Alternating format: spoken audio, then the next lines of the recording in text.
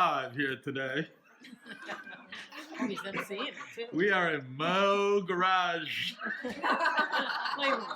I've had a dream for years. When I first met Heidi and I heard about their school, I knew it was different than anything here. So what I'm going to explain to you today is not what Bethel offers. It is not what actually most ministry schools will not offer this because of a piece of it that you're going to find out about. It is not going to be all easy. There will be a reality that this is going to cause you to grow up. That we really want the commitment for a 3-month period. We don't want people starting it and going, "Oh, I'm bailing," and so that's a piece of what we're trying to process in this whole thing. Because if we can make it do as close as we can in a Western culture to what they do every year, now they do it all over the world, we will have a major impact. By every stretch of the imagination, they have they are probably one of the greatest revivals probably in history. At least 2 million people have come to the Lord through their ministry. At least that statistic's probably 5 years old. Yeah, we're all high. The reality is that it's not just what they have done, it's what they are doing. And what they're doing is basically they bring people together. By the end, there will be an aspect of DNA we will all carry that a lot of folks won't carry, but we'll recognize it as people who go through it. And that's one of the things that I've seen in every person who's gone through an Irish school. I've seen them absolutely. There's something in their DNA that I love. They're lovers of Jesus. They're humble. They're not trying to be anybody they're not. There is just such a release of the presence of God that it's just amazing. And so as a result of that, there are chairs over here, guys. Just come on, join in. And basically what happens is that because of the investment of 3 months, and for them, and I know this by the end, for them, at the end of the 3 months, they have spent a lot of money. They have spent, and it depends on which school you go to, anywhere from $3,500 to $8,000, plus their plane tickets. And many times they'll take their whole family there. So the culture is much more than just, I'm here teaching you, you're going to write notes, and you're going to go, yay, at the end of it. Because usually, fairly nightly, over there, they do outreaches into the bush. Now, we don't have bush. That's one of our biggest issues and the reason for this school. We don't have what they have in regards. It doesn't work the same. And so for a number of years, when I first saw it in Iris, but then I met Leslie Ann Layton, and I remember Leslie Ann at a conference. She was speaking, and I remember going, who is this woman? She carries so much authority, but you would never know it. And just from looking at her. And she is an amazing woman. Leslie Ann promised that she would help us in this whole process. She's stoked. She is totally stoked. There are schools in the States that are Irish related. Generally, though, they're a little shorter, and generally they're focused. I know there's one in Pismo Beach that is it's a school for it's a leadership school, but it's different than what I think we're wanting to implement here. So I just wanted to kind of fill you in on why, as far as that's concerned, and why I like that style. I like the style because it's not what the West has always known, which is actually Greek teaching. It's not Hebrew teaching. Greek teachers, basically, the way they worked, philosophers would sit in a big round stadium. They would share. And that's where you get things like, I'm a Paul, I'm a Apollos, I'm, whatever. And basically, it was a result of their ability to speak, to share who was the best teacher. But the way the rabbis did it was very different. The rabbis would teach on the way. That was the beginning part of what the Lord was speaking to me last year about the Jesus walk. And we're folding the Jesus walk into here, and some of you will recognize some of the pieces we talked about then, but we'll be seeing them here. But the reason was, the way the rabbis did it, they walked with them. They had life with them. And as a result of that, they saw and experienced things. Right now, some of the speakers who are coming, some of them are scared. They're a little worried. And the reason I say that is because as a culture, as a Western culture, we've become very good at speaking and ministering to the Christians. But we've not become very good at not just speaking and ministering to Christians, but actually equipping the saints. Actually saying, come on, I'm going to show you how this is done, and we're going to go do it. Now, in the process, you need to know this. This is a journey for all of us. It's as much a journey for me as it is for you. There are things that I have not done in a long time. I've done some things. I always minister on airplanes, always minister in certain places. But what we're going to be doing is stuff that I go back many years in my walk to basically say, how did I go and really minister to the gangs? How did I go and minister to an entire apartment complex? How did I go and touch a whole thing in the West where there's an impact, where there's fruit? And so that's pretty much a little piece of the background that I want to see happen in this school. I think we may have enough of these. I need one.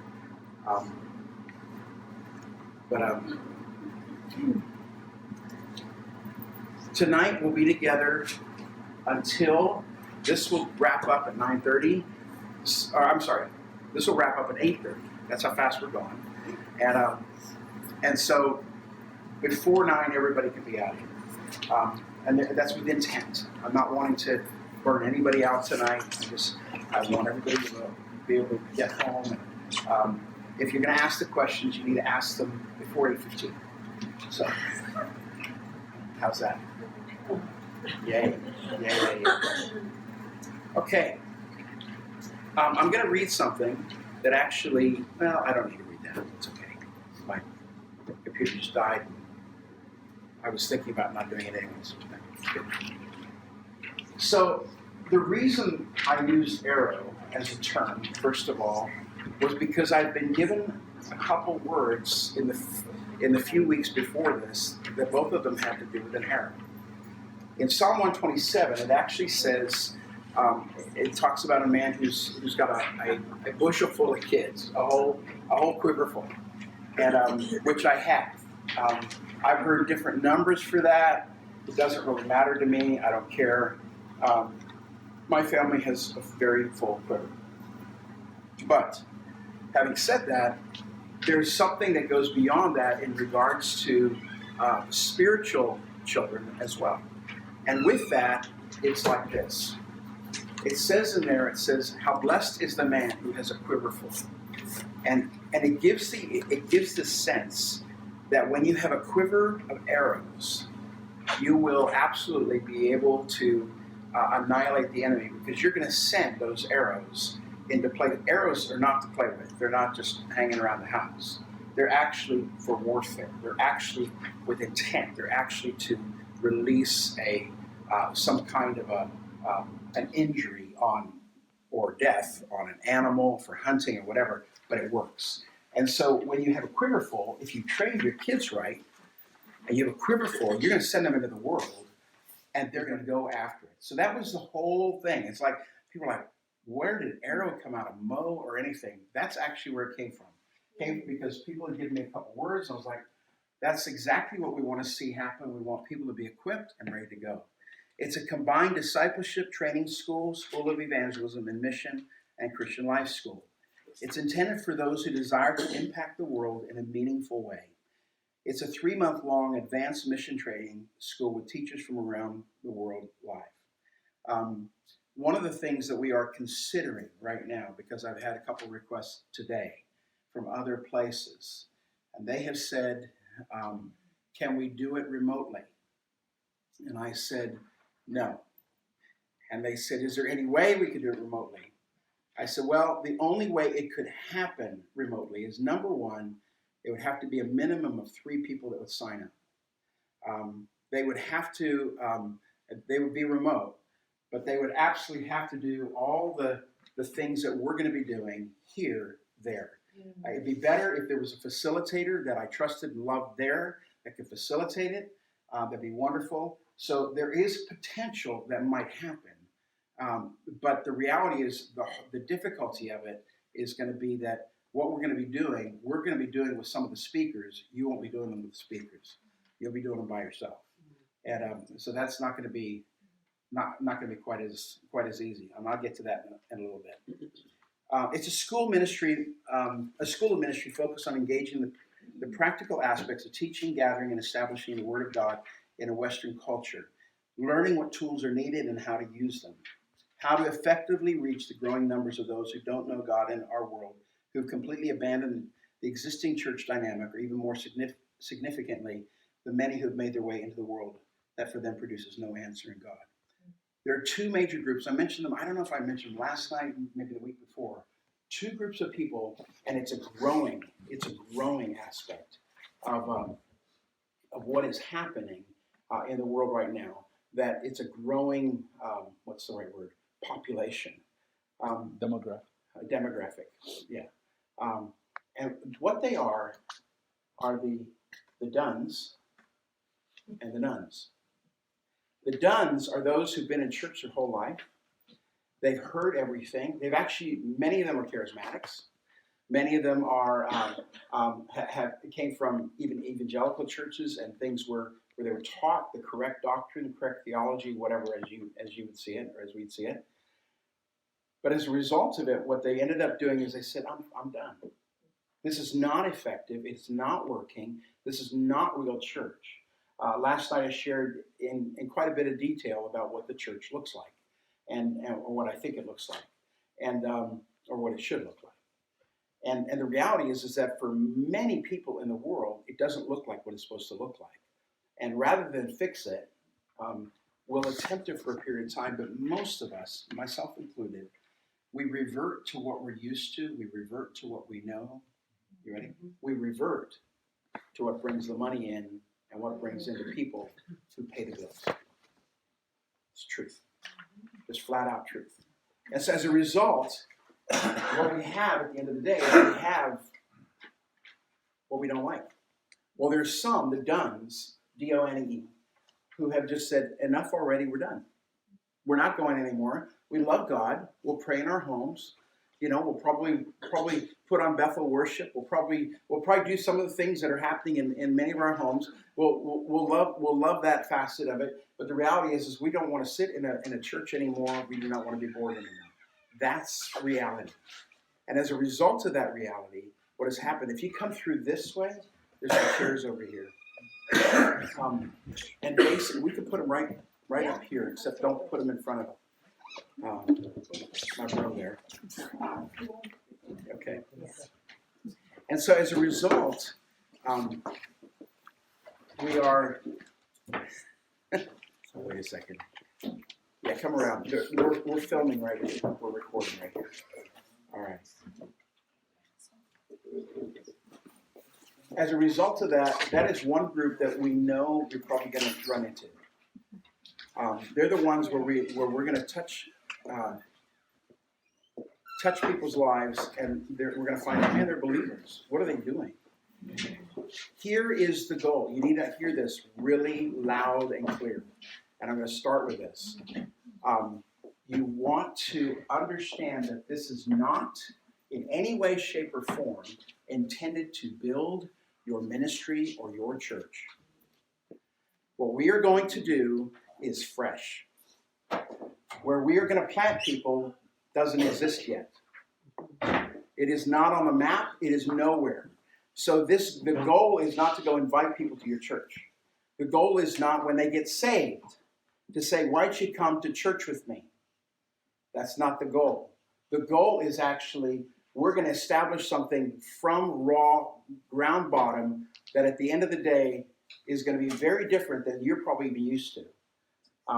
Where church is going to happen over coffee, where it's going to happen in places you can't imagine. It's going to happen in businesses. It's going to happen in little holes in the wall restaurants with food and everything. There are things that are going to happen very differently than what you're used to. But at the end, you're going to realize this is church.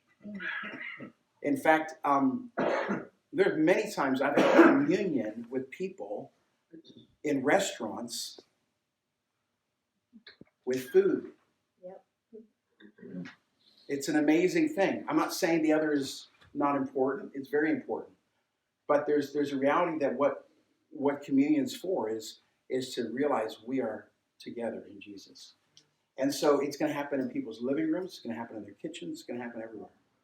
And that is the goal. So if you think that by doing this, you're going to help your church, if you go to a church somewhere, you think this is going to help your church, you're wrong. Because we're not going to let you do that. We're going to say, because that's too evolved at this juncture. And the reality is that by the end of it, we won't have what we really want to see planted and established. I see this happening repeatedly,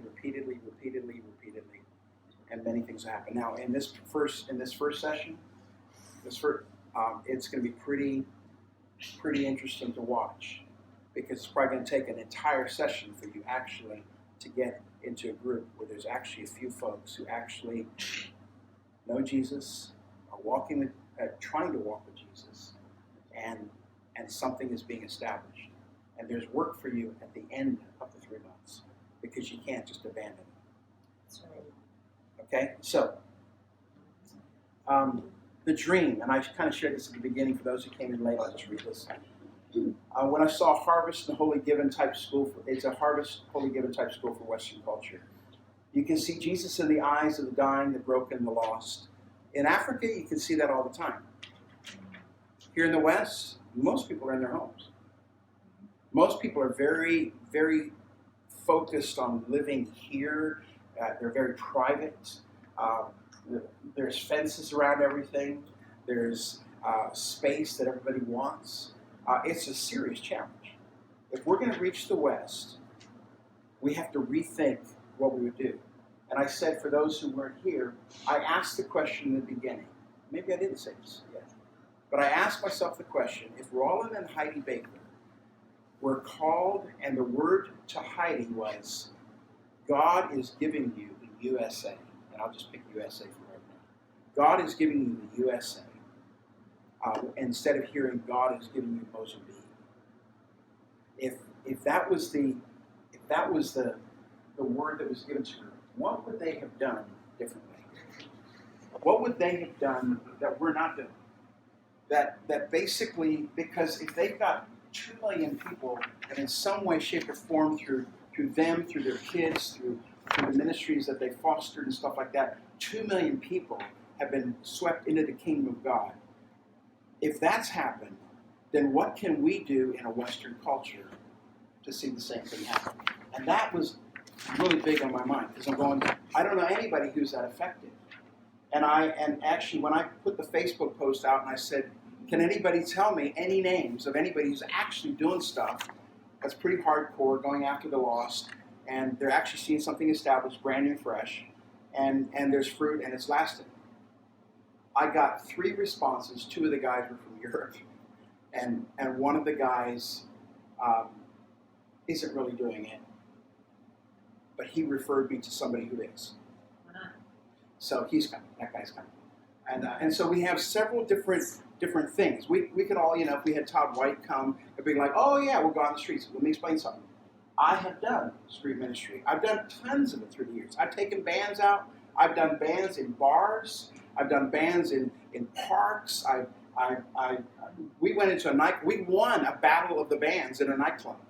Literally in Columbia, South Carolina. There were things that we did that were crazy, in your face. In fact, one of the bands we brought in, we told the young, do not come, you cannot come, because they were playing in frat houses in the local university. It was pretty rough.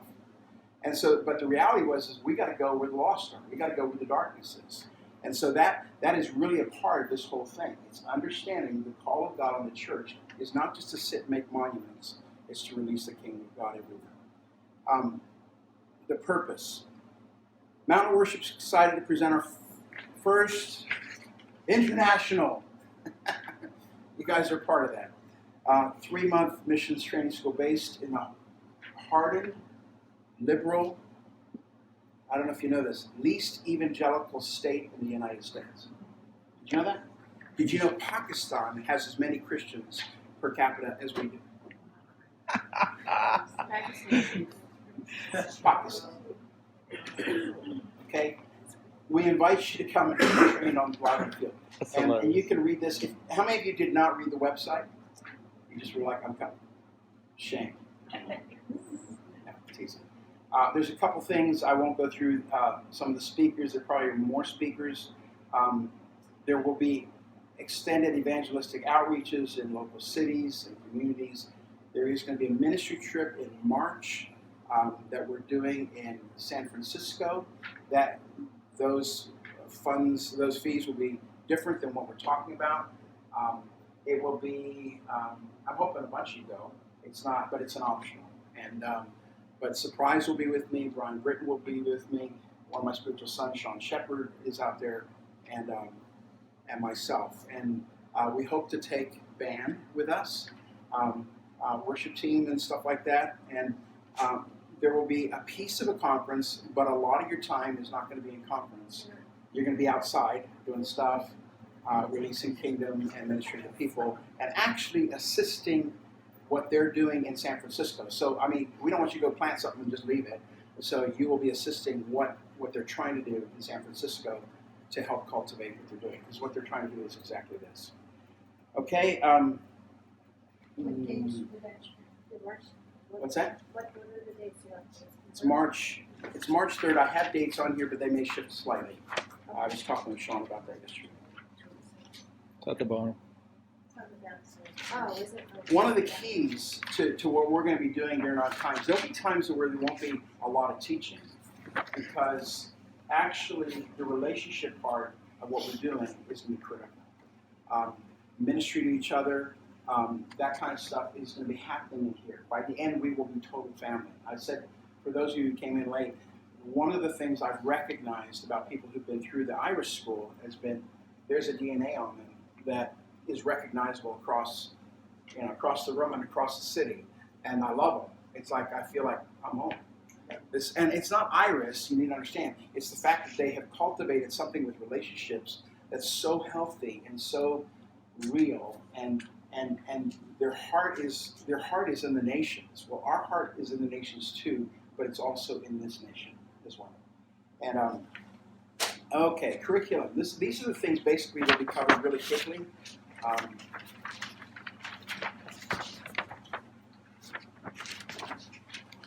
We're going to cover servanthood because, frankly, you can't do any ministry unless you're servant. You got to love, and you got to love real people. You got to love people that are in this room that maybe right now you don't love. But it's learning how to cultivate that. Learning what's inside of you that has to come out so that what's of Him can go in. It's an ongoing.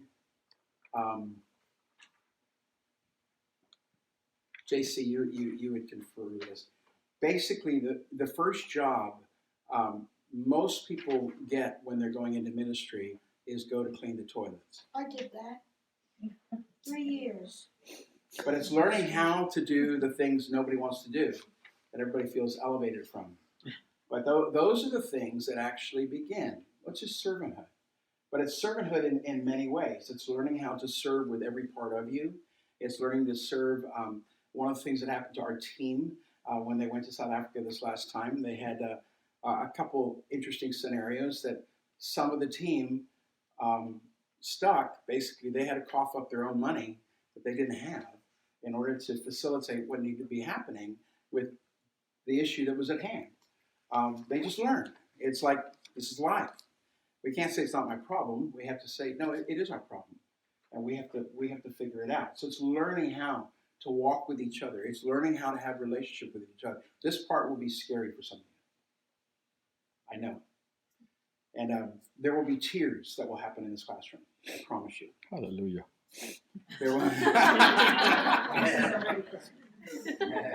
there will be Crocodile tears. no, there will be things that God will do in you because He's wanting to pull you through some stuff. That will be a part of it. It's part of it. We're going to cover probably pretty briefly because most of you have probably known the Lord for a while, but we're going to cover biblical foundations of, and this is classroom. This is all classroom stuff. Okay. Biblical foundations of Christianity. Kind of what do we believe? Why do we believe it? And how on earth are we going to give this to somebody else where they're going to believe it like we believe it? And because basically, you got to know what you believe. You got to know that's scripture, man. It says know what you believe, so you can give an answer to anybody who asks. You got to be able to give an answer. People say, I don't know. And, I don't know is okay with some things. I don't know what God is doing is okay. But I don't know in what we believe. It's like, no, we actually are supposed to know some things. There are some things that we actually have to be able to speak to people and say, no, this is true. Because that's when you carry truth, and truth is objective, and it's very important. Third, and this is because this is actually personal, I'm going to give you a short biblical theology of missions. And the reason is because most people in the West have a systematic theology of missions. And systematic theology of missions, basically, you pick your favorite verse, you find other verses that match that verse, and you end up coming up with a message that communicates what you want to say. And it's systematic. And most Westerners have been taught that way. But there's something that's actually far better. It's called a biblical theology of missions, and it's Genesis to Revelation. It's the God of the nations, the God who acts, the God who is on a mission. It's understanding that God has always wanted to reach people, that God has always had a relationship, wanted a relationship with individuals. He's always wanted that throughout all the Old Testament there was nothing incongruent or what's a better word for some here? Incongruent's the right word, but that didn't fit with Revelation. That Genesis is as good as Revelation. The whole book is valuable. You can preach the gospel out of the Old Testament. Absolutely. You can communicate fully who Jesus was just through the Old Testament. And so there's things that it's learning this biblical theology of missions will just help you. It'll help you put some things in perspective. But it hasn't been taught. Mission schools teach it a lot, but that's about where it stops. All right. Healing, inner healing, and overcoming ministry. Now, I'm going to share a secret with you that some of you have no clue, didn't know. The first conference I ever did, I did that at a seminary level. It wasn't a conference, it was a course I did at a seminary level, and it was on inner healing. It was what now everybody calls sozo and everything else. I was a part of the early days in the vineyard when we did stuff there's no way you would ever admit to today if you did those things. Because we wanted to find out how people got well, how people were healed, and we did all kinds of things in that process of learning about inner healing. There were some things that were effective, there were some things that were not. To date, let me just tell you, sozo is not the entire answer. Amen to that. Inner healing is not the entire answer. Sometimes relationships are the answer, being mended.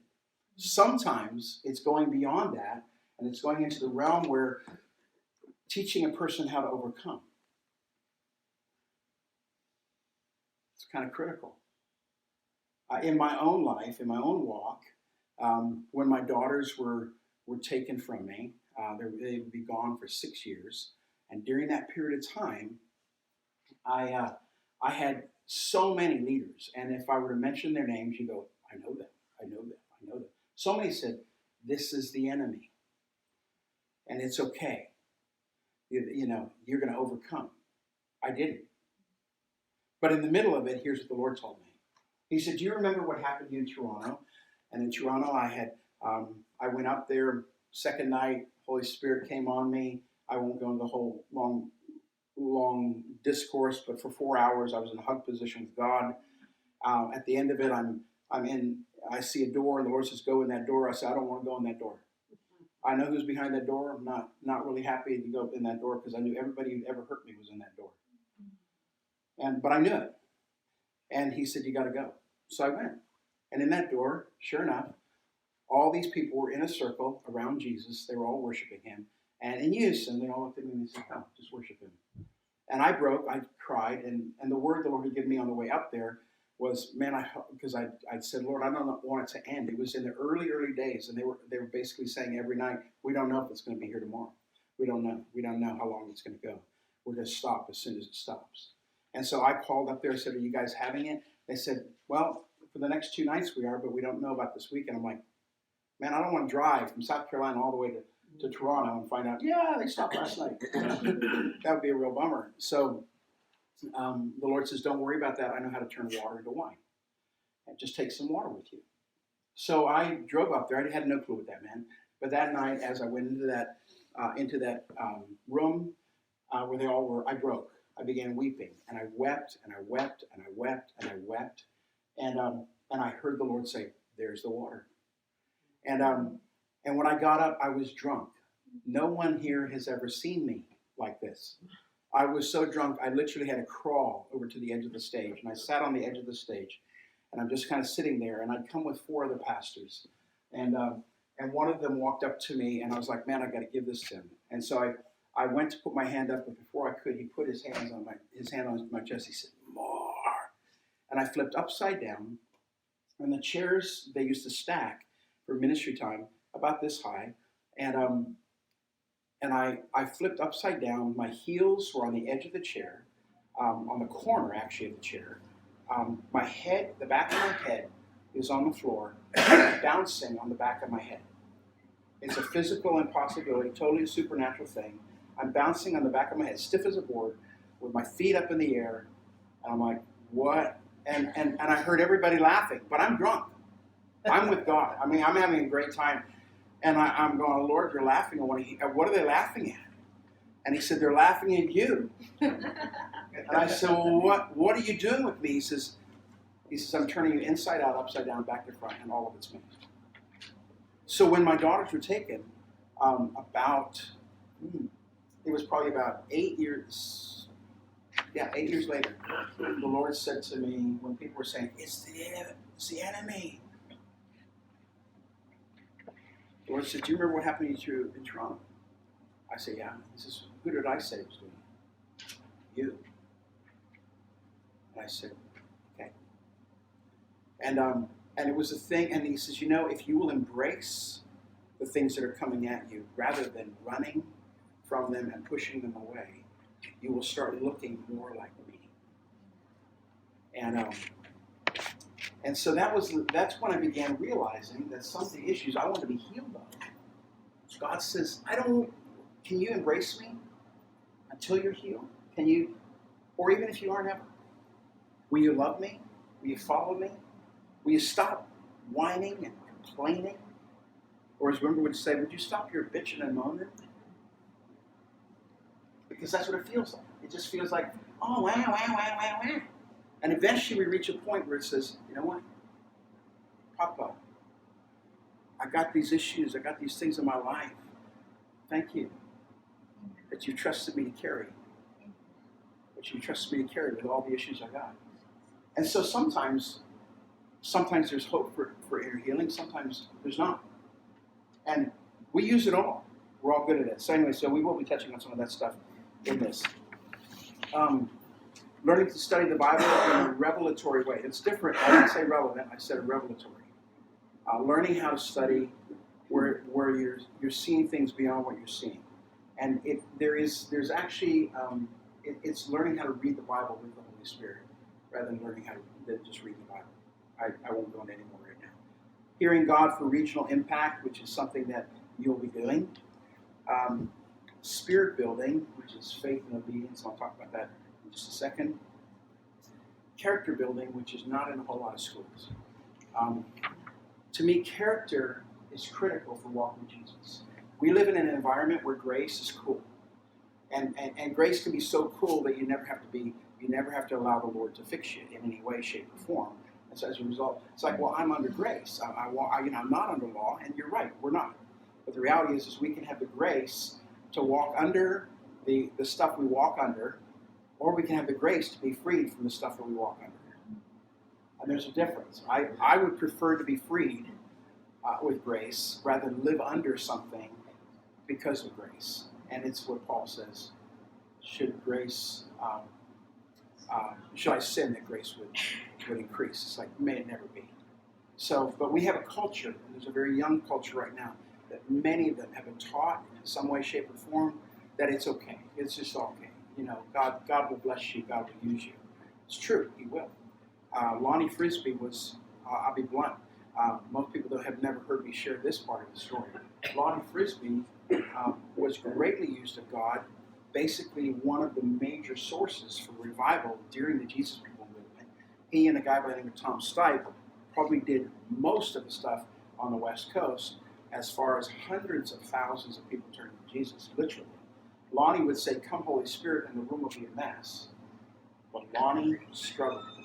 Lonnie had some sexual sins that were in his life. He ended up dying from AIDS. The reality was that there were issues in his life. Will God use him? Yes. Will God use people? All the time. It's not, God doesn't use you based upon your cleanliness. I believe that the depth of it can go because of your cleanliness, but God will always use you. God will use people who are totally messed up and you don't know why. So you've got to realize you've got to teach people to follow God and not people, including us. Okay. The shape of things to come, we're going to just talk about what I think is happening and what others are thinking is happening in the church, and then building ministry based on revelation. Having said that, this is a piece of the curriculum. We have speakers that are coming in. They're going to carry stuff way beyond this. There's things we don't know that they're going to be sharing with us that are relevant for that moment, for that time, for us, in speaking it and in teaching it. So I'm very stoked about that. So you need to understand, these are things that I expect that will be finished by the end of it because I'm around and some of the speakers won't be. And so these are things that I'll fill in when they're not here. But they'll be speaking about all kinds of aspects, and they all know what it is that I'm wanting to release. Okay? Then there's ongoing training. Now, I told you the commitment level is crazy high. But let me just give you what it's going to look like. I'm trying to fit a school that's 3 months, 7 days a week. I'm trying to pull some aspect of that into what we're doing. The only way we can have what I talked about with relationship, what I talked about when people's lives are going to be affected and where there's going to be this synergy and stuff happening and people are going to be, God's going to be dealing with people and their character and their various things, is to pull us together enough that we are in some way, shape, or form, we almost feel like we're living together. We almost feel like we're doing this thing. It is a mission. We are on it. And so... Carrying a ride home. What's that? Your phone goes carrying a ride home. Karen? Oh, that's okay. So, as a result... Thank you. Okay. I won't watch you anymore. Don't look at me. Sorry. All kind of stuff popping up here. So, I am actually thinking for most of the time, you're going to be involved in gatherings 2 to 3 nights a week. But that's not all. The 2 to 3 nights a week, they're going to involve Mo Group, and because in Mo Group, we're going to shift some gears in Mo Group. And I'll talk about that in just a second. You're also going to be involved in merges that are happening. But then there's going to be classroom time. Part of it's practical. Part of it is places to be able to, for you to be able to implement what the Lord is doing. So it's all It's all a part of that, but that's not it, because then there will be some weekends where we're going to be doing some stuff out there on the weekends to reach people. Is it going to be hard? I promise you. There are aspects of it that are hard. I think it's incredible. I think at the end of it, you'll say it was well worth the 3-month sacrifice because something happened to me, to my life, to my future, what I think is really valuable. And it's not going to be, we're going to church tonight, and we're going to do it again this next weekend. It's going to be hard. You will be tired. Incidentally, kingdom involves tired. Jesus got tired. There were times, in fact, in the piece of that, part of that is that, you know, who you are when you're perfectly slept and everything in life is perfect and the bills are all being paid is not who you are. That's right. Those things require pressure. And that's where God begins forming us. And that's where we begin to get to know each other in really, really cool ways. I think that's what develops family. That's what develops DNA. So every session we do, every session, this is like an ongoing rule. Every session, you will pray for somebody, not like Jesus blessed them. You'll minister to somebody, and every session you will receive prayer. Every session, not from the same person, but basically that's a no-brainer. That's a non-negotiable. Everybody will give prayer. Everybody will receive prayer because that's what we're in for. And this is a perfect community to be able to do that in. So it's like, now when I say every session, what do I mean by every session? Every session that's a part of the school. Being able to give is great. Being able to receive is really, really, really important. Both are really important. Some people actually have more ability to receive than to give. And learning how to carry them both is important. I always get prayer. Karen and I got prayer on Sunday morning from a guy in New London that I'd never met before. We when I'm with people, I'm like, yeah, they'll say, "Can I pray?" Oh, please pray for me. I'm not beyond anything. One of the things that we did in our conferences that Bob Jones loved, we did not guard him. We didn't keep people away from him. We didn't think he was so something. And you know what he loved? He says, man, he says, because people were praying for him. People were blessing him. He loved it. He loved it. And we have done something weird in the church. And, you know, we call honor if we make certain people important. You know what I call honor? His body is important. His bride. Why don't you save me a seat? Oh, because we're all a part of the body. Oh, you didn't honor. What do you mean honor? I honored you all. I honor, but I want to honor all. Wimber was huge on that. It's much in my DNA. He hated it when people went to Christian bookstores and they'd say, I'm a pastor, I need a discount. He said, what? The person on the street doesn't need the discount? He says, the pastor's more important than these people? He's more valuable? And so I was learning how. People have often said, can I carry your bags? Like, why? I'm quite able to. And sometimes people do things like that. I'm not against that stuff. But it's basically learning how to honor everybody here. We're family. Okay. Each of you will have a personal session with a team taking you through some form of inner healing. Some of you are like, I'm not coming. And the reason I say that is because God continues to heal us. We are on an ever-increasing healing journey, every one of us. And it's important. And when I say inner healing, overcoming, deliverance, getting rid of demons, Mo groups. In the Mo groups, you won't be just coming, you'll be engaging. You'll be involved in service, in ministry, and discipleship. So it's a totally different perspective. You're not just coming in here now just to watch. You're coming in here to say, I got to serve. What can I do to serve? What needs to be done? I need a minister.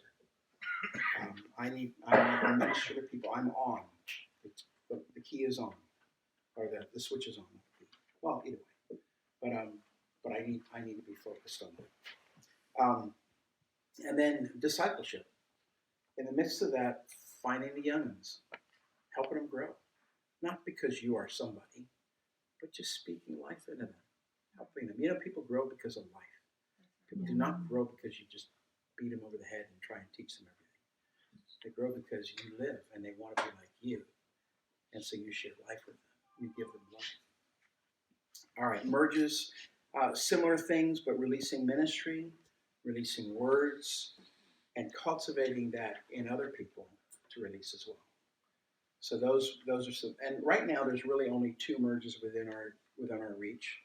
Here, one is here in Tolland, the other one is in Deerfield. We're getting ready to start the one in Albany soon, but that won't affect any of you. And there will be some others, and in fact, in the process of this next period of time, there's some things that are happening probably in Rhode Island, and some things over near Boston as well that some of you may want to be part of as well.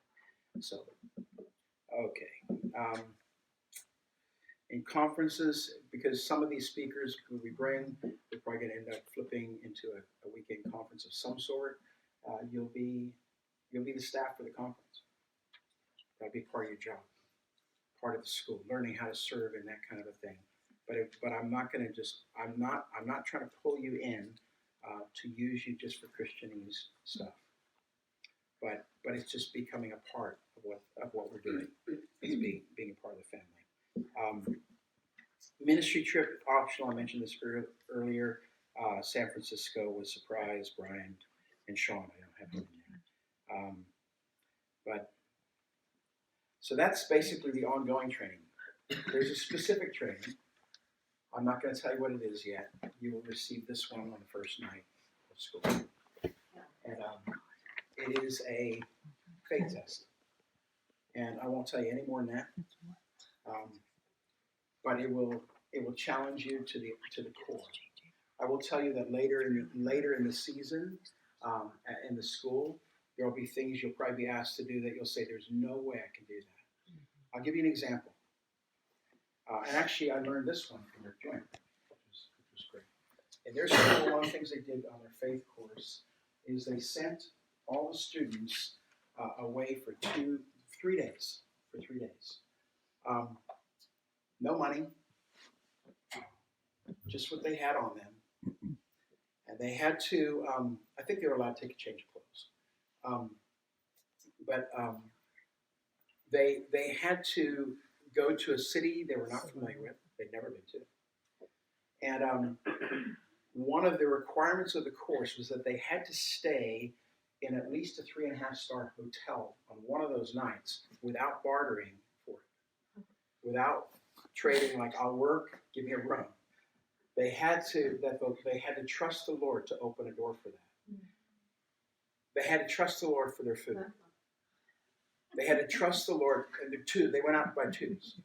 And I talked to some of these guys, and they said, I talked to them during it, because some came to Columbia, and then I talked to some of them after. They said it was the best thing in the world. It taught us what it was like for the disciples. And so the reality is, I'm not saying that's what we're going to do, but it will be similar. There will be similarities that will blow your mind. You'll go, "What? I can't do that." If we're trying to reach people in the West, you need to know that there will be some challenges that God will put in front of you. Which people? Which people might have reached in the West? So that's not the faith test. The faith test is a little different. But I can just tell you that later in our journey, as we're walking together, there will be another activity that could be like, "Whoa, never done anything like this before in my life." And it'll be fun. You won't go alone. You've never sent anybody alone. But, all right.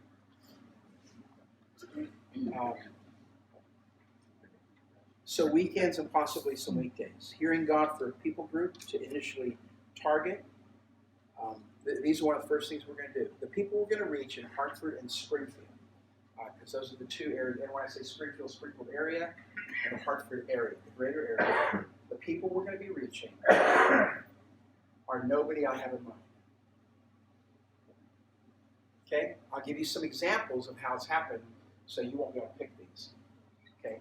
But my cousin Willie actually had a school very similar to this. In fact, his was a little bit more hardcore. They had to, their students, in order to graduate, they had to walk for 21 days through Africa, through 2 war zones, to get to a place that was a stadium that was completely overgrown. And that's where their graduation was going to be I think it was in 6 weeks. So they were there for a while. During that 6 weeks, there was no way they could have anything in that stadium because it was just totally overgrown. It was a mess. So the only way for them to do that was they had to get to know the locals. They had to reach out to the locals. They had to love the locals. They had to, and eventually the locals would be the ones who would help them. And oh, by the way, I'm not talking about Africans doing this. I'm talking these were mostly Western from either South Africa or the U.S. These are the ones who are doing this. I know one of these kids who walked 21 days through 2 war zones. Okay? That's missions. You know, one of the things that Rome would always say, people say, is it safe? No, it's not safe. There are things you'll be asked to do that are not safe. They're not. It was not safe for me to work with gangs. It's not safe to go into places where God might say, you're going here. Well, you mean, could somebody be injured? Absolutely. People die. People get killed. What we're talking about is not a Sunday school class. We're talking about the real deal stuff. And so the reality is that you have to determine. That's why I said tonight's an interview process. I'm interviewing you. You're interviewing me. You're hearing what I'm saying, and I just want you to know. I've been to bars.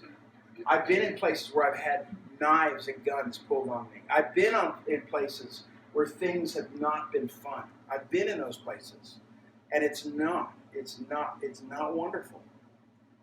So there are things that God's going to call us to do that we have to determine. That's what God's called me to do. I'm good.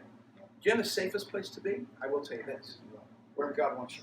That's right. Yeah, that's right. You wouldn't want to be anywhere else anyways. But so it's learning that when Willie was sharing this, he said, so they had to do this. They ended up having their graduation there. They had dances. They had things all with the locals. They had this, parents flew in from around the nations to come and see their kids graduate in the stadium that their kids were the ones who set this whole thing up and had done outreach, and they'd reached the locals. They had completely impacted that entire community. That was the goal. And so that was one. Another one was in downtown Johannesburg. Johannesburg's like big-time city. It's not like middle of Africa. It's millions of people. And basically he said to the students, and this is what I'll say to you on that first day, I'll say, who are we going after? And some of you right now will begin praying about this. Who are we going after? Who do we want to reach? What people group do we want to reach? Or do we want to reach people in a geographic people group? Do we want to reach a demographic? Do we want to reach a locality? You have to, and that'll be one of the things. And it may be different things for each of you. Well, it won't be for each, because we're not going to just do everything. But we're also not going to be a mob. Because if we're a mob, we will frighten everybody away. So you need to understand that we won't all be going in together and like we're going to take over this neighborhood. There's going to be strategy to what the Lord has, and there may be nights where we all go to one after it's been released a little bit. But initially, it's probably not going to be like that. And so he said, "What people group?" And they came up and they said, "Oh, we're going to reach the taxi drivers, the taxis, because that's a demographic." It's like, cool. How you can do it? I said, "We don't know." So they went down there and they were trying to reach them. They were just sharing the gospel. They were trying to do what everybody's always done. Not a one of them wanted to hear. Not one.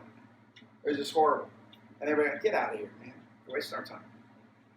So they went back and they said, can't figure it out. What do we do? And Willie goes to the closet. He pulls out some buckets, pulls out some sponges, some soap, some wax, and he says, "Use this." He says, "Go. We'll buy enough for everybody." They went down there and they began washing the taxis of these guys. They're like, "What are you doing?" "We just want to show you we love you." It's actually what Steve Shogan did years ago. One of the things we will do, I know, during this time, we're going to go to a neighborhood, and a neighborhood that really needs a lot of help. We're going to cut lawns. We're going to love people. We're going to fix doors. We're going to fix windows. We're going to bless people. We're going to do some things that it's like, whoa, what are you doing? We just want to let you know we love you. Can we feed them? Huh? Can we feed them? Can I help them? But basically, as a result, the head of the taxi club, the head of the taxi company came and said, "Who are you guys?" Well, a bunch of them by that time had gotten saved. A bunch by that time and they began having church where they dispatched vehicles. Unique, huh? They literally had a meeting where they would come and and release the kingdom at a local in where the people are. See, what we want is we want people to come where we are. The church is supposed to go where people are. It's actually where we're supposed to go. So anyways, as a result of that, they ended up having what they called the Taxi Gospel Club. And they, every 2 weeks, they put out a new cassette. This is back a few years. They put out a new cassette that was played in every taxi in Joburg. This particular company. And you know what it had? It had Christian music. It had benign secular music, and it had in between. It had little snippets of the gospel that were being presented in every taxi. And I was like, come on, that's a demographic. So there will be things you'll say, there's this group of people. One of the things when we use the term demographic, here's what I call them: fishing holes. And when you find a right fishing hole, you want to fish that thing out. You want to go there and you want to invest your time. And sometimes it's the place where the police always show up. Yeah. We were in South Carolina, and one area, bad area, man. We took our band down there, set up a sound system. A local guy said, "Yeah, you can use my power. It's kind of cool what you guys are doing. You're crazy, but it's cool." Well, the parking lot full of people. One of the guys who was part of our worship team, this back a few years, he began, and he had this voice. He could go bass and literally high soprano. This guy had a crazy voice, but he's singing in tongues. And people are like, "Whoa, what's that, man? That's so cool. What is that stuff?" Cops show up. And of course, everybody starts just like scattering. I went to the cops and said, "Hey, man," I said, "would you guys mind leaving?" He says, "No, it's not safe for you." I said, "No, really." I said, "We're good." I said, "Please." I said, "These are the people we want to reach. Would you mind leaving?" I said, "Okay." They left. Kids all came back. Phenomenal ministry. So it's just it's a different kind of mentality. You want to be the safety. You want to be the peace. Okay, I'm just going to read through these. So you're going to hear God for your target group. You're going to engage your target group. This is an important part. You're going to become needed by your target group. There used to be a term they used to use in evangelism, is that you cultivate a need in people. See, you become the source. It's kind of like you bring somebody coffee every day and you miss it once. Like, what happened to my coffee? You cultivate something in them where they become expectant of you around their lives, that you've loved them so much that literally you become needed in their life. It's important. It's part of love. We actually, when you get married, there are similar things that happen. You realize, I gotta be with this person. I need this person. I like them. I can't live my life without this person. What is it? there's been a need cultivated in you. There's been a drawing. Well, it's the same way in the kingdom. It works the same way. Developing rapport and trust in your target group. And this is going to happen fast. We only have 3 months to do it. Reaching your target group. One of the things I found out about the gospel is until you do the close, nobody gets saved. You know what I mean by that? People share. And people ask you, say, well, do they know the Lord? Like, well, I don't really know. I think, they're coming. Did you ask them, do they want Jesus? Did you cut to the chase and say, would you like Jesus? Because until you do that, you don't have any fruit. You can think you have fruit, but you have no fruit. Because at that point, then you go, want to be baptized? Come on. We're going to go do it in the fountain. We're going to go do it local pool, whatever. We're going to go do it. Okay? Are you all okay? Yeah. Questions. You're looking at the last stuff. Don't look at that yet. You're going to establish visible or a viable ministry in your target group. And then you're going to cultivate. Do we have any more of these papers? Or are they all given out? They're all out? I need one. I don't know. Yeah, we'll have to make some more. And then cultivating, discipling, and pastoring your group. Which means you're going to have to become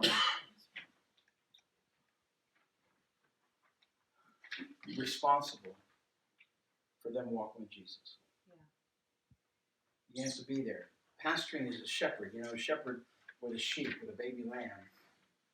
He just knows, I got to be here. I just got to help him. So it's not going to be just simply going and shooting in the dark. Oh, we did an outreach. Those will be fun. Some of you love them. I've done many. But the part that's going to be critical is going to be this part. It's where Roland and Heidi planted churches every 5 kilometers. That's like 3.5 miles. Every 3.5 miles, because people could walk. People could get there. It's where you realize we could do this right over there.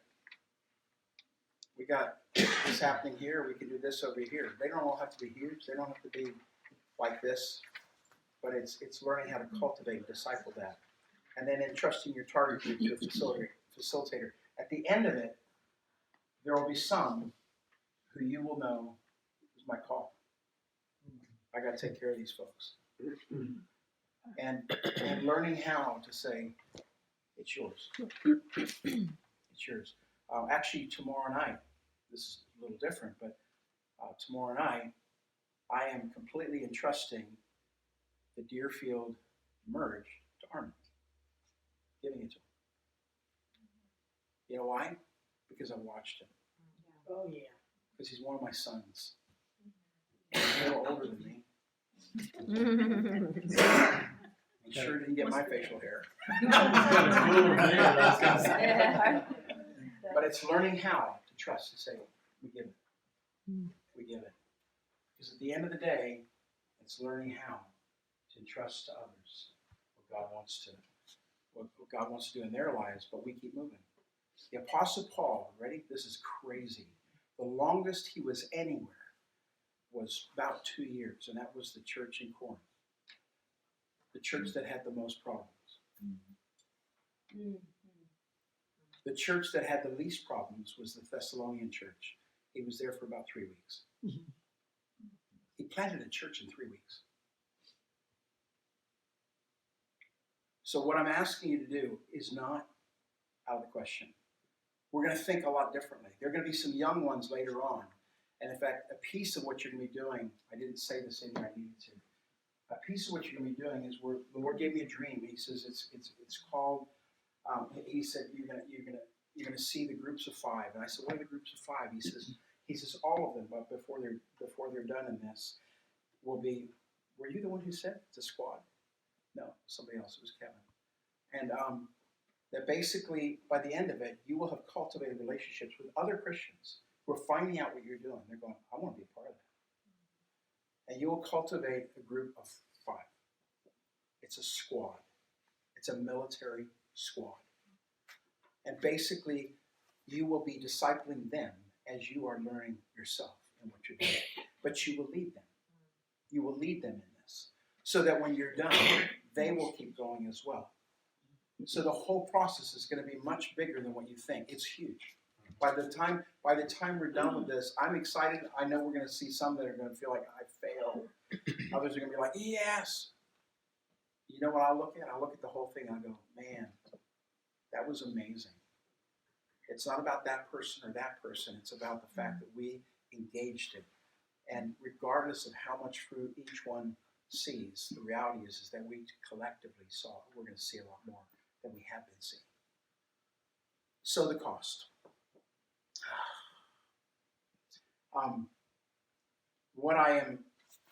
Let me just tell you, as I began speaking to some of the speakers who we have to fly in, the reason there's cost is the whole reason. A couple things. Number one, I'm barely traveling for the next 3 months. That's at the bottom of the barrel.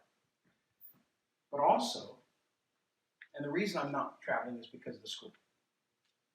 Because I want to see this happen. And I want to see something happen in the States. And so if we travel, it will be in the States, and some of you will be able to come with me to some of those things as well. Secondly, we have to pay for their flights. We have to give them an honorarium, and I'm not going to pass a basket to bless them in amongst 20 folks. Because the reality is they need to be blessed. They need to be in it. Some of them possibly could do a conference, and that could help compensate. But I literally went down and began evaluating based upon speakers, based upon travel, based upon what is important to be able to give them. And let me tell you, it's not a lot. It's not a lot. I did conferences in South Carolina where the budget was $45,000.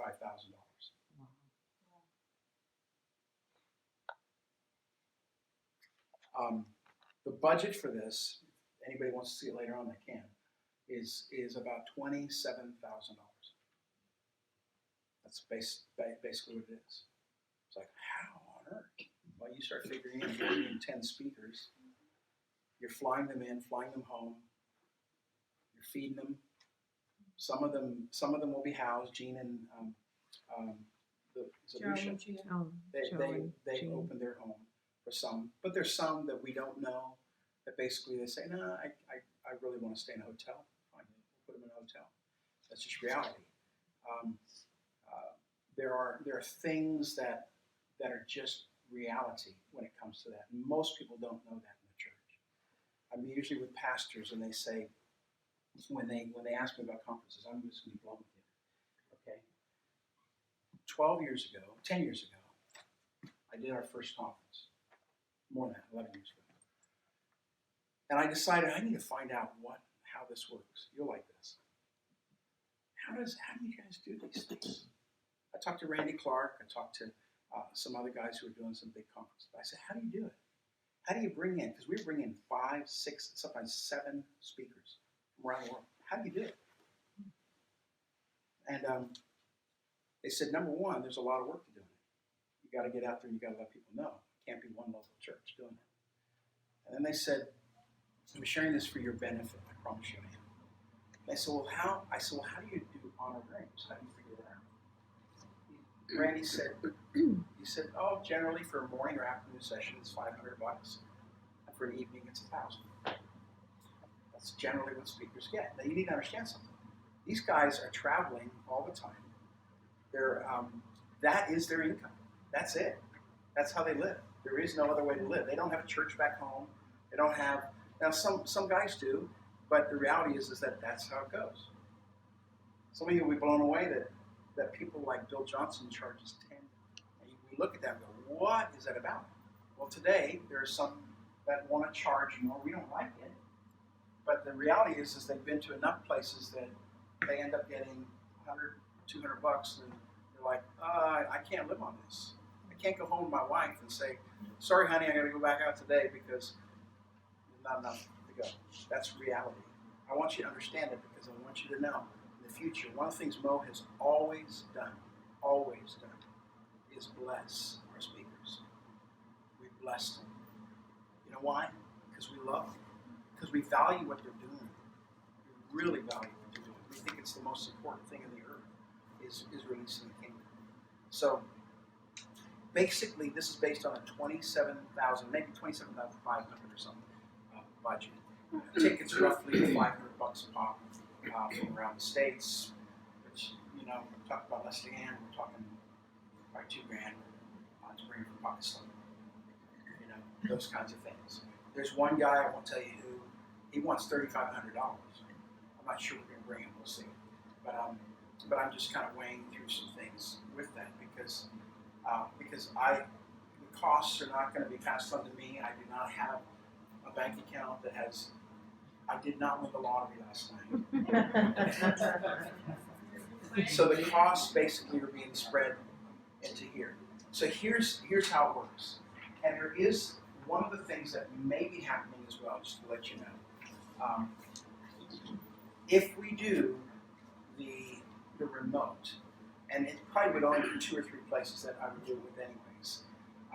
I said this earlier, if it's a remote, they will, there must be a minimum of 3 to register, and preferably with a facilitator that I trust, so that they're doing, when we're going into communities here, they're going into communities in South Carolina or wherever they want to do.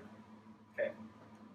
So, basically, if there's 10 of you that do it, the cost is pretty crazy down. So my hope is that we'll have about 30 students. I think we're close to that right here. But not all of you. Obviously, JC is coming to speak, and there are things that are happening. So we can work with you with that. By that I mean if some of you need to pay things off, we have a schedule for that that I already worked out. But the key and the scary part about a schedule is that we can't have people drop out after a month because it changes everything for everybody. You follow what I'm saying? The 3-month commitment, and that's why we're meeting early. That's why we're giving you several weeks to process this through. We do not begin until February 12th at the merge. We'll begin. But basically, until that time, you need to pray. God, you want me to do this? Do you not want me to do this? And because that's very, very, very important to know whether or not it's something you feel like you can do. It's a 3-month period of your life. I understand that. And I'd be honored if you can. But I was prepared tonight for about 6 people. I'm prepared to go through this and say, but I think we're going to have to wait till the fall or the summer or some other time because I didn't think we'd have this many people. Because it'd be really hard for me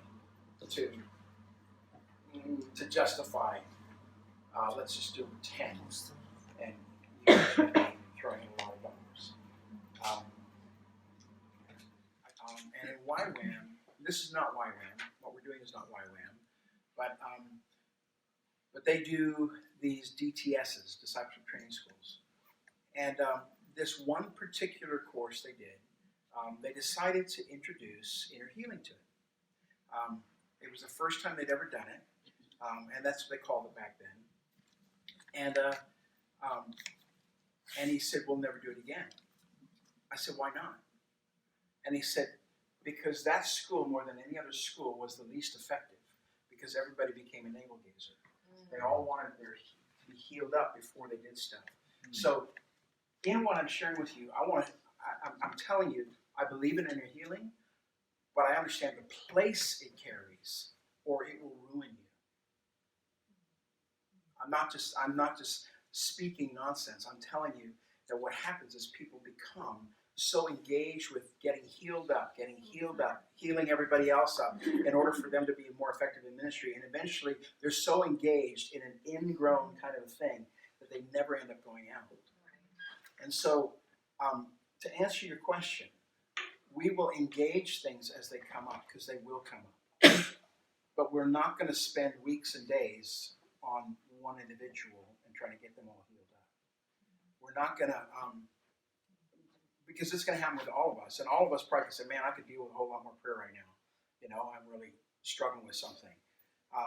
That's actually part of what it's like to be in war.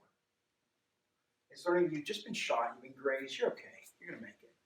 But you're bleeding, your arm hurts, you may have twisted your ankle, you're hobbling along. But the reality is, we're in a war now. There's something happening, and we have to press on. We got to go further, and we can do it. And that is a part of this school, because if we do not ever engage that in our lives, we will remain in what I call the Christian ghetto. That's right. And it's like we don't touch any other lives. Yeah. Most people don't care. What's that? Most people don't care if you're healed. No, they don't care. They don't. They want to know Jesus. So I hope that answered your question. Kim, did you have a question? It was just about the time, mostly evenings and weekends for us people who work. I'm Yes. just trying to. Yeah, I've had to make it evenings Okay, that's cool. because of that. I know you work. But I Right. know some of you, your best times are at night. I know that. But I think Papa's going to show you what you need to do. And because some people are waitresses and things like that. And but I think I know what they're for. Anyways, yeah. Do you know what evenings you would be doing? It likely is going to be Tuesday nights will happen. We're not stopping Mo Group, so that's going to be a part of your night. There'll be some things we'll be addressing in Mo Group slightly. Wednesdays will be a night, and probably Thursdays. 7-ish. Usually. Probably, but it may. But when I say that, not every. And I will have a schedule out. I will have a schedule when we start. But it won't be every Thursday, for sure. Yeah. So should it be a thing that if, maybe I can't go some of the Thursdays? I'm going to just tell you this. If we are recording them for this, and there's legitimate reason, and I want to make this really clear. Do you know why we don't Periscope? I'm going to be really honest with you. Because 30 to 50% of our people do not come if we Periscope. Locally. I'm like, you don't get the same stuff. I've watched on video, and it's like, it's not the same. It's just not the same. And so the reality is that I don't want to foster that. I don't want to foster that kind of a thing, because we need you and you need us. So, but if you have work and those kinds of things related, I know. And I mean, that's why if we're recording it, that can happen. Does that help? Yeah, and the other thing too is how important would the weekend be? I work every other weekend. On the outreaches, I mean, they're going to be pretty important. Yeah. There's going to be things you don't want to miss. Will it be usually like overnight stuff or just like a No. We're talking like during the day, maybe into an evening. It just depends on where we are. Unless they send you to the swamp in Louisiana. That's right. 3 days and Yeah. Not there giving will- any there may be some idea. days where you can Thanks, go, you know, JC. there are some things scheduled out right now. A little bit of my schedule that are stateside. Okay. So, and some of those you may just want to take off for a couple of days. You ready? Your first test of faith before the test of faith. It's going to come on that first night. What's God saying to you? Is He saying yes? Is He saying He wants you to do it? Because if He's saying He wants you to do it, He will provide. And you can't even ask that question. It's not your question to ask. It's His to answer. But that is the most critical part of this decision. Because if you base what you're basing based on what you got, it won't happen. It won't. I promise you. The enemy will push you every time. You go, you don't have enough. Okay, no. You'll never have time. And then you'll be 80 years old and you go, I didn't do anything God wanted me to do. Nothing. Exactly. It's true. Not 80 yet. Here, so there are going to be more of these? There is one more of these. next Thursday. That's not on this sheet at all. And there's some things that I'm gonna feed into you to make you ready for the first session, but it's not. But it's another element that I did not share here at all. But I knew that these were the things I had to cover with you to get you kind of on board. I mean, is there gonna be another 3 month? Maybe. In the future. Maybe. Yeah, I don't know. I mean, I haven't thought that far down the line. We'll see what happens with this one. So, he didn't tell me I'd be doing these all the time. So there's nothing during the day, it would be 3 nights and weekends? Yes. Unless there's like, I don't think we have any holidays between now and then. But if there's a holiday, I may, and we may just do it optional if there's something like that where people want to do something during the day. Whatever, it's not a matter of, you need to understand, it's not a matter of, I have to do this. If you feel like you have to, you aren't hearing it right. But if you feel, I want to do this, Right. yes, me, but I want to do it. That's when you know. You'll make it through. You'll have the grace for it. Anybody else? So for couples we're going on it, it's still the same rate per person. Yeah, actually, I didn't say anything, but we will work that out. There will be a slightly reduced fund, just like Iris. Because that's hard.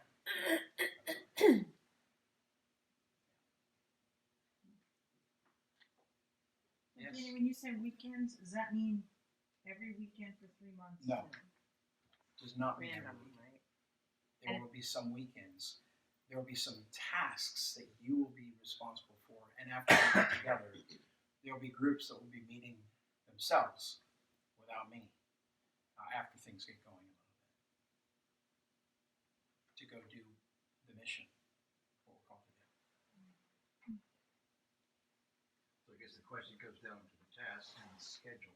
The schedule's going to be set days, or will we can figure It out could be. ourselves? It could be a no. When we go out as a group, we will go out as a group. But when we, but other weekends, not all weekends, but other weekends, groups will be going to the places that they're going to continue cultivating and developing stuff. Yes. So when you say weekends, you're not saying like from Friday to Sunday. No. You're saying maybe a Saturday we're going to be doing Maybe this. a all day, Saturday, maybe a Sunday afternoon. And in we're some of doing- those cases, it may be a Saturday working up to a Sunday afternoon or evening thing. Because sometimes in the draw, you want the lost they don't care if you Care can less mention it about to them a your week ahead of Christian time. They guy. ain't gonna be there, man. But if you say to them, hey, man, tomorrow we're having a picnic. We want you there. We're gonna feed you, feed your family. We're gonna do whatever we're gonna do.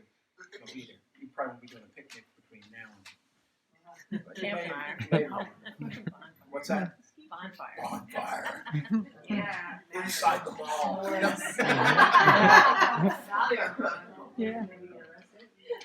Any other questions? When do you need to know by? You said if it starts That's a February very good 12th. question. After next weekend, I would want to know by February 1st. Is that right? Because I need enough time to prepare. I need enough as far as what we're doing, what the rates will be. So, if there's anybody who was supposed to be here who was not here, make sure they come next week, but also they're going to have to watch the video as well. Does that make sense? Yeah. So, I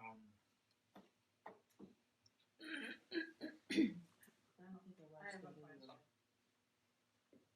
Everything's gonna be recorded, yes, we hope so. because we know that we have a 10-day I know mission you do. trip we're going on and that we're gonna miss. I know.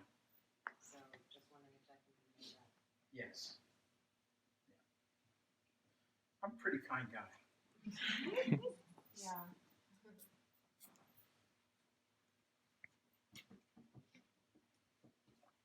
Anything else? Is it 8:30? You did it great. 8:40? This is So I'd have you out here by as close 9. as it gets. I know, right? Don't want to steal your night from me. Yeah, you said something about a pay plan would be once a week or? No, it'll be 3 payments. I have that on here that's dead. And the first payment will still be pretty hefty, just because we don't want to lose people in the process. So the first one, it's still enough that you kind of go, man, I'm grateful. But the more of you